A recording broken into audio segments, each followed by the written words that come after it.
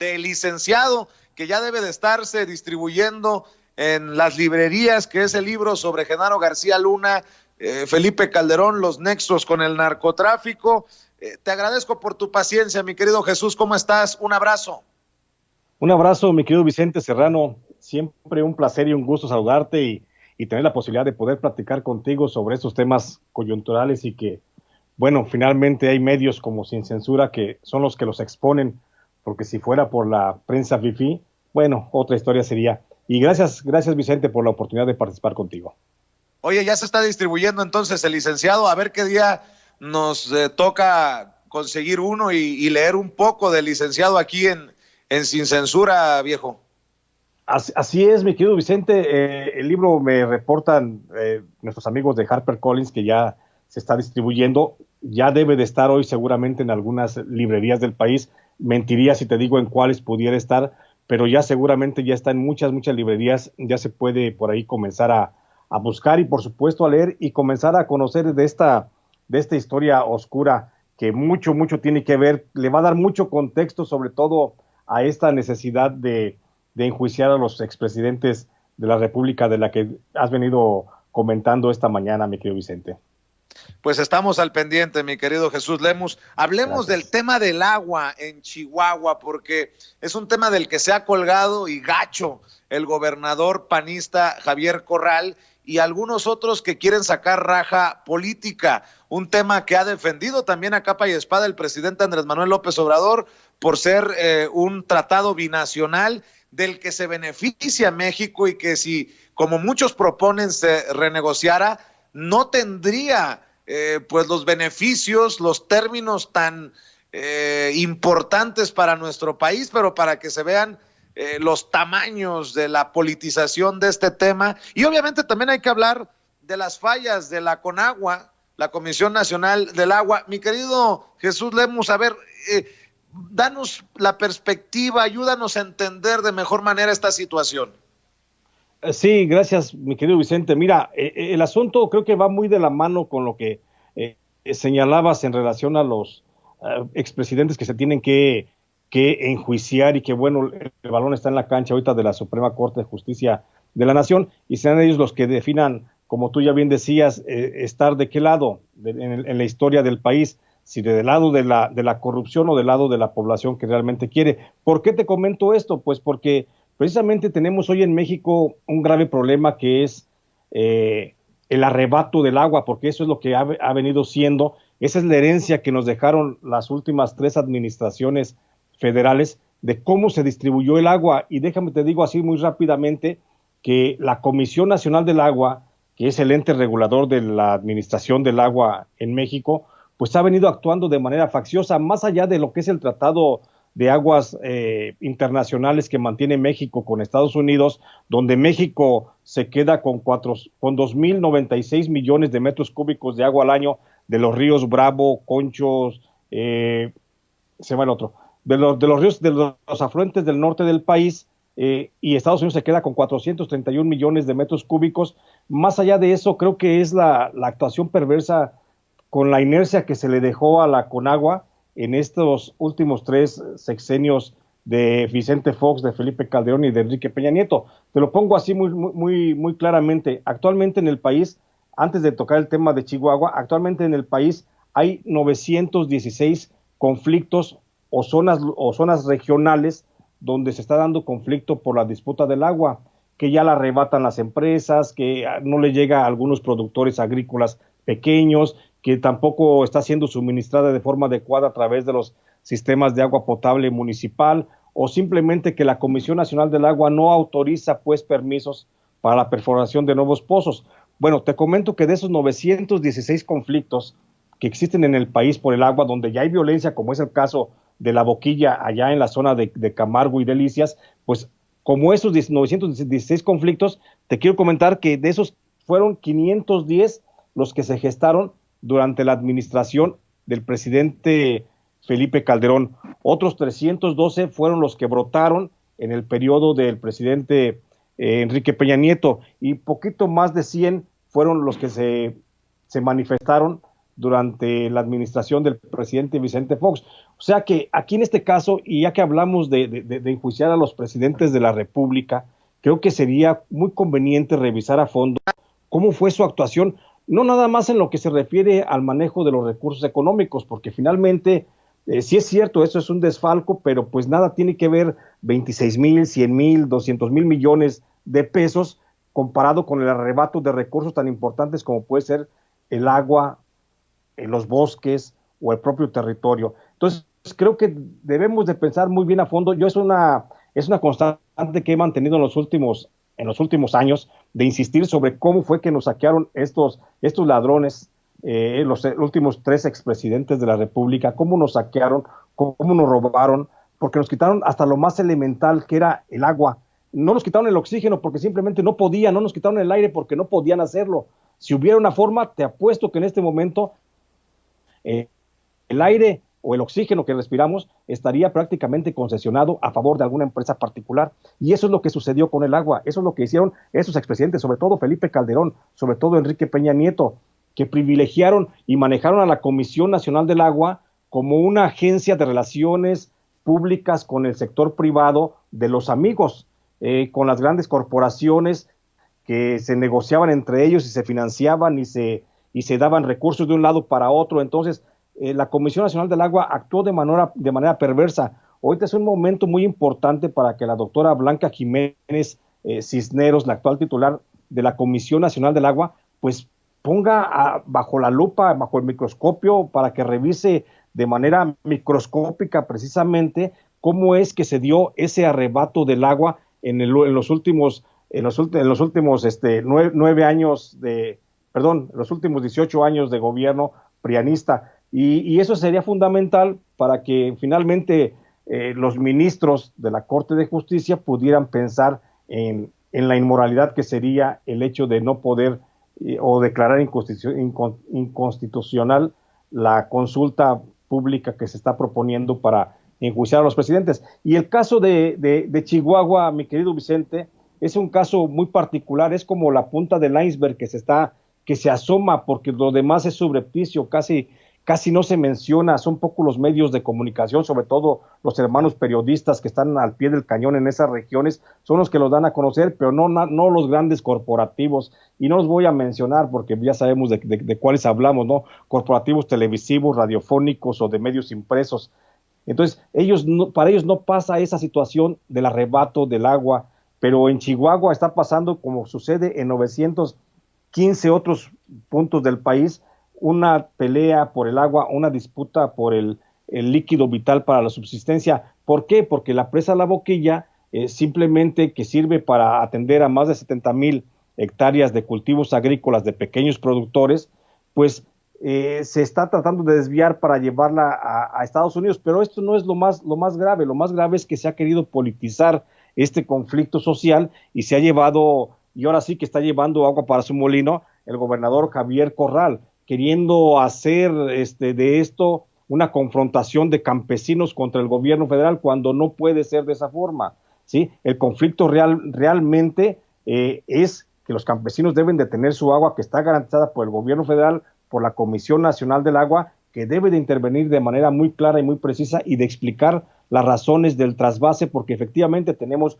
un convenio de agua con Estados Unidos, que sí, no es cierto, nos beneficia mayoritariamente, pero que también resulta pues incomprensible cómo es que Estados Unidos nos esté pidiendo el agua que está dentro de nuestro territorio nacional. Pero eso es un asunto que seguramente la doctora Blanca Jiménez Cisneros, si se pusiera un poquito más las pilas, que tiene mucho la capacidad para ello, creo que podría entender esa situación y solucionarla. Lo que realmente es más grave, mi querido Vicente, es lo que sucede con relación a los permisos para la perforación de agua potable en el estado de Chihuahua. Y te pongo así un ejemplo muy claro, nada más para que veas cómo la Conagua actualmente sigue la misma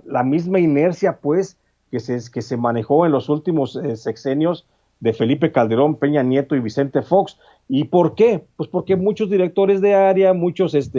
jefes de departamento, pues siguen siendo los mismos que estaban en la administración, que llegaron con Felipe Calderón o con Vicente Fox, y ahí se quedaron y siguen actuando de esa forma, y a final de cuentas les vale madre lo que la doctora Blanca Jiménez Cisneros pudiera estar dictaminando para que el agua se distribuya correctamente. El caso es que a la fecha hay 733 solicitudes de permisos para la perforación de pozos de agua potable en Chihuahua, pero se les ha negado, simplemente les han dicho no hay forma de perforar esos pozos, no hay forma de suministrar esa agua a la población, pero y los municipios que han sido afectados en este sentido, a los que les han negado perforación de pozos, pues se encuentran Allende, San Francisco de Conchos, Bacoina, Corichi, Camargo, Chinipas, Delicia, Maderas, Santa Isabel, Saucillo, Satebo, Temozachi y Urachi, entre otros. Y en ese grupo, tan solo en ese grupo de 13 municipios que señalé, son casi 340,000 habitantes, de los que el 25% tienen actualmente escasez de agua. Eso es lo que quiero insistir, mi querido Vicente. Actualmente, para ti, para mí, que somos privilegiados, pues tenemos agua potable en la llave y abrimos y cerramos y nos podemos bañar, pero hay muchísimos, miles de mexicanos que ni siquiera tienen agua para beber, ni siquiera para lavarse las manos en esta contingencia. Por eso entendemos que el aumento de la COVID, por ejemplo, pues va creciendo aceleradamente en algunas regiones donde hay precisamente eso, carencia de agua, pero nosotros no lo vemos porque estamos de manera privilegiada, mi querido Vicente, tú y yo y otros miles de millones de mexicanos que sí podemos tener el agua, pero hay poblaciones donde no hay, y en esas poblaciones la Comisión Nacional del Agua está negando actualmente la perforación de pozos, argumentando una escasez de agua, pero esa escasez, o sea, la Conagua no es pareja, porque esa escasez pues no se está dando para el sector industrial, porque al sector industrial se le están resolviendo actualmente en un periodo de 3 meses la solicitud de perforación de pozos para el agua, para la obtención de agua de uso industrial. Es decir, que por ejemplo en esos municipios que te señalé, y ya termino, en esos municipios que te señalé, donde se ha negado la perforación de pozos, pues hay otras empresas como productores de leche, promotora a la industria chihuahuense, proyectos industriales Carnemar, Rexel, Ronci, SADCB, Ciénega Los Padres, Francisco Villa, Santa María del Mirador, o Sigma Alimentos, o Villarcayo, Sociedad de Producción Rural, entre otros, que ellos sí pueden, sí tienen la autorización de la Comisión del Agua para perforar, obtener agua y darles de beber a sus vacas, a sus puercos, sembrar sus cultivos, pero no hay, la Comisión Nacional del Agua dice que no hay agua pues para los ciudadanos, y ese es el grave conflicto, ese es un problema que se tiene que resolver, creo yo, de manera muy urgente, mi querido Vicente. Nada más para que nos quede claro, ¿cuánto recibe México en este tratado y cuánto paga México? Creo que aquí es el dato fundamental para que entienda la gente quién está tratando de sacar raja política. Este tratado, creo que es desde 1944, si recuerdo bien, entre México y Estados Unidos, es beneficioso, es ventajoso para México. ¿Nos das ese dato, mi querido Jesús? Sí, por supuesto. Mira, México recibe 2,096 millones de metros cúbicos. Para que no nos perdamos en cuánto es un metro cúbico, pues te voy a decir que 1,000,000 de metros cúbicos, como ya lo habíamos platicado en otra ocasión, 1,000,000 de metros cúbicos de agua es la cantidad que cabría si pudiéramos tener un recipiente del tamaño del Estadio Azteca. Entonces, México recibe con este tratado 2,096 veces el agua que cabe en el Estadio Azteca, mientras que el gobierno de Estados Unidos recibe solamente 431 veces esa agua, es decir, 431 millones de metros cúbicos. O sea, en pocas palabras, sí nos beneficia el tratado de aguas internacionales con Estados Unidos, pero también hay que considerar una cosa, que Estados Unidos está aportando el agua o toma esa relación en base al aporte del agua que hace la zona semidesértica o desértica, pues del sur de Nuevo México, de Arizona y parte de Texas, mientras que México aporta pues también la parte del agua que cae de este lado de la frontera, en esas mismas regiones de los estados desde Tamaulipas, Coahuila, Chihuahua, Sonora y Baja California. Entonces sí es cierto, es un tratado que nos beneficia mucho a nosotros, pero que sin duda yo considero que se debería revisar para bajar las cuotas. ¿Por qué? Para bajar las cuotas de aportación en relación a Estados Unidos y aumentar las cuotas de obtención de los mexicanos, porque finalmente Estados Unidos, la zona que aporta el agua es una zona desértica totalmente, y en México, en toda esa parte, hay partes que son desérticas, semidesérticas, y otras no tanto, entonces aportan mucha agua. Y finalmente, te voy a decir una cosa, los ríos de los que estamos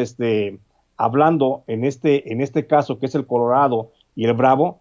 pues sí es cierto, son la zona limítrofe de México, pero inicialmente eran del territorio mexicano, quedaron como límite cuando se dieron los tratados para delimitar las zonas fronterizas, pero finalmente son ríos que nos pertenecen a los mexicanos. Entonces realmente le estamos haciendo el favor al gobierno de Estados Unidos el aportar parte de nuestras aguas. Entonces creo que sí se deben modificar. Ya es beneficioso para nosotros, pero podemos obtener aún más beneficio los mexicanos, porque hay regiones, te digo, en la zona de Chihuahua, que se están quedando prácticamente sin agua por aportar esa cuota del vital líquido hacia Estados Unidos, cuando pues realmente pues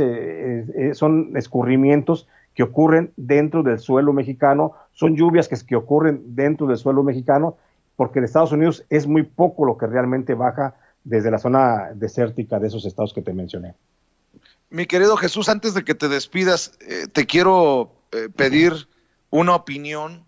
porque Vice News, no sé si te diste cuenta, Vice News dio a conocer una entrevista con el que fuera viceprimer ministro de Gran Bretaña, Nick Clegg, quien asegura que el 29 de marzo del 2011, en la Ciudad de México, el entonces presidente Felipe Calderón le confesó a este político británico que la guerra que había iniciado, la guerra contra el narcotráfico, era imposible de ganar. Lo que dice este político de Gran Bretaña le resultó patético. Pues sí, patético también para los mexicanos, que este hijo de la chingada de Calderón haya continuado con su guerra sabiendo que no se iba a ganar, y ya sale en redes sociales a decir que nunca dijo eso. Pero bueno, pues ahí están las declaraciones del que fuera viceprimer ministro de Gran Bretaña, Nick Clegg. Te la dejo de tarea, mi querido Jesús. Sí, por supuesto, mi querido Vicente. El asunto es que esa versión que señala este exfuncionario de la Gran Bretaña, pues por supuesto que tiene mucha credibilidad, porque esa misma versión es justamente la que yo manejo dentro del libro El Licenciado, no de altos funcionarios, sino de miembros, que también es otra clase aparte, ¿no? Que ellos mismos sabían que la guerra de Felipe Calderón, ellos mismos sabían por versión del propio licenciado de Genaro García Luna que la guerra estaba perdida, que no había forma de ganar, primero porque estaban aliados unos con los otros, y segundo, porque se estaban llenando las cárceles, como ya lo habíamos mencionado, de personas inocentes únicamente para manifestar y para plantear una situación nada más mediática, para tratar de demostrar de que sí se iba ganando. Por eso lo que hablamos la otra vez, los 170,000 presos que se dieron durante ese gobierno, de los que el 80%, pues a la fecha al día de hoy, salieron simplemente porque no había nada que se les pudiera recriminar con relación. Entonces yo considero que esta versión que da el exfuncionario del gobierno de Gran Bretaña, yo pienso que sí está muy acertada con la realidad. Ni siquiera lo dudo que precisamente Felipe Calderón le haya podido manifestar eso, porque esa era la realidad, eso era lo que pasaba. Por eso los millones de pesos que se le dieron a empresas como Televisa o TV Azteca para poder aparentar y tratar de engañar al colectivo de que estábamos ganando una supuesta guerra contra el narcotráfico, cuando ellos de antemano sabían que no era. Incluso hay versiones, y aquí vienen contenidas en este libro, donde algunos excomandantes de policías ministeriales en los estados revelan y señalan cómo era que Genaro García Luna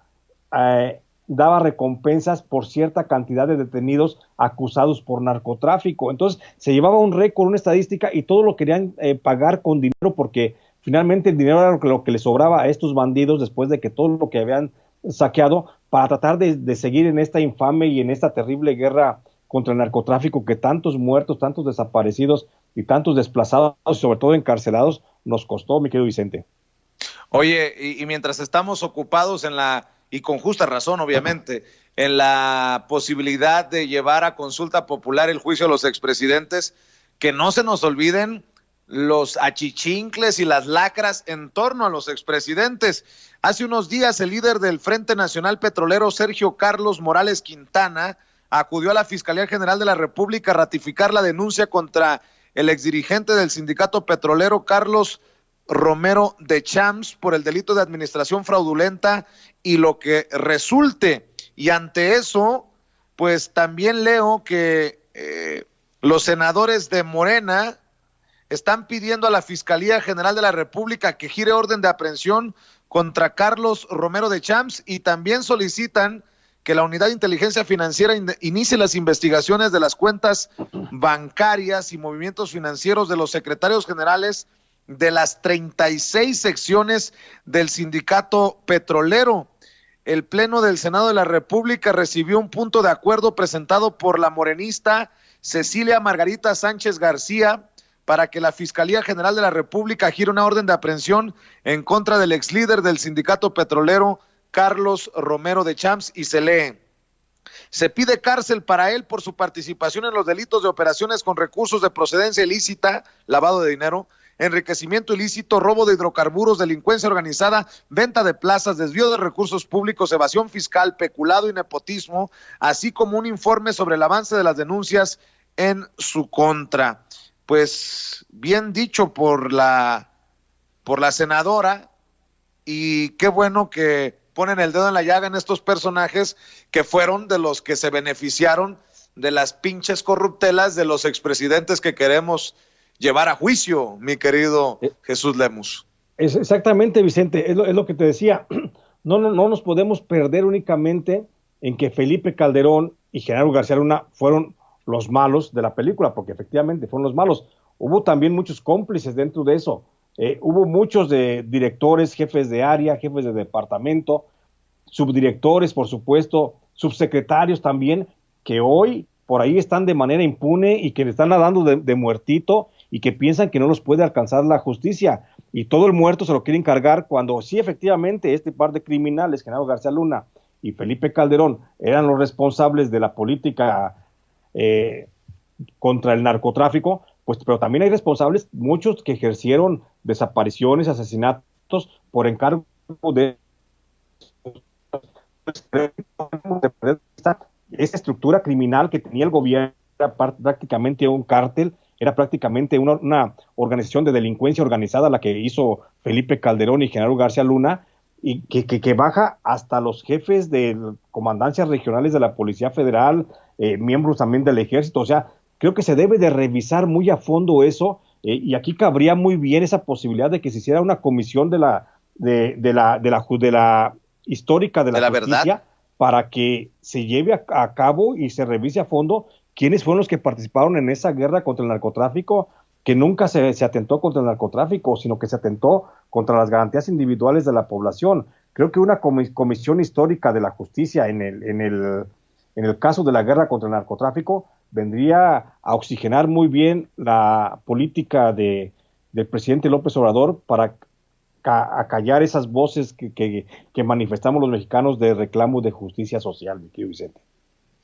Mi querido Jesús, estamos al pendiente del licenciado que ya se ha comenzado a distribuir en librerías y en puntos conocidos por la gente. Mientras tanto, le voy a pedir a las personas que nos ven y nos escuchan en Sin Censura que te apoyen en tus esfuerzos independientes. ¿En dónde te leen? ¿En dónde te buscan, mi querido Jesús? Muchas gracias. Sí, muchas gracias, mi querido Vicente. En estos días te está llegando, por supuesto, ahí el libro El Licenciado, para que lo podamos platicar más a fondo una vez que ya esté, y ya está seguramente en algunas librerías. Te digo, no tengo el dato todavía exactamente cuál es, pero en cuanto lo tenga, te paso el dato para que me hagas favor de hacérselo saber a nuestros espectadores. Y me encuentran, por supuesto, en redes sociales, en Facebook como J. Jesús Lemus Barajas y en Twitter como @Lemus Barajas. Ahí estoy subiendo información, compartiendo, comentando y manteniendo a la gente informada sobre lo que estoy haciendo con relación a la presentación de libros o a temas de investigación o difusión de temas de trabajo que estoy publicando en Los Ángeles Times y que estoy publicando también, por supuesto, en el periódico Ángel Metropolitano. Mi querido Jesús, siempre es un honor, te mando un abrazo y estamos muy contentos de que nos sigas acompañando en esta familia que habla libre como el viento. Gracias, maestro, le agradecido soy yo, siempre lo sabes, y gracias por la oportunidad de poder platicar con tu auditorio, y sobre todo gracias por la posibilidad de mantener este espacio que es de los pocos que realmente dicen la verdad. Un abrazo, maestro. Nuestro espacio, mi querido Jesús, te mando un abrazo. Gracias, muy amable. Jesús Lemus, perseguido en tiempos de Calderón, encarcelado, perseguido por Genaro García Luna y por la familia Calderón, luego de dar a conocer los vínculos, los presuntos vínculos con los narcos en Michoacán, y la familia, pero no la familia michoacana, la familia Calderón Hinojosa, un verdadero periodista de a pie.